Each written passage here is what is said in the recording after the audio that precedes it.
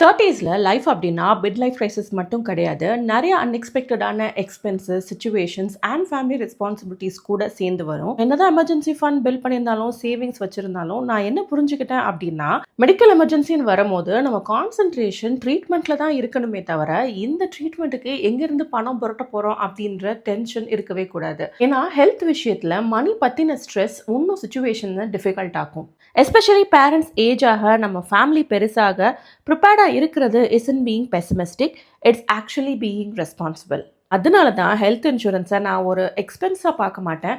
It is actually a very good financial decision. Personally star health insurance மாதிரியான trusted கம்பெனியை choose பண்ணுறது is very very important. அது மட்டும் இல்லை, they are India's largest stand alone health insurance company. 20 வருஷத்துக்கு மேலே ஃபேமிலிஸை support பண்ணியிருக்காங்க. Over 14,000 network hospitals இருக்கு. ஆடட் டு தேட் அவங்க 1.4 crores கிளைம்ஸை செட்டில் பண்ணியிருக்காங்க. உண்மையை சொல்லணும்னா, இன்சூரன்ஸ் அப்படின்றது பணம் மட்டும் கொடுக்காது. It gives you peace of mind, and அதை விட it gives those valuable time with your parents and your family members.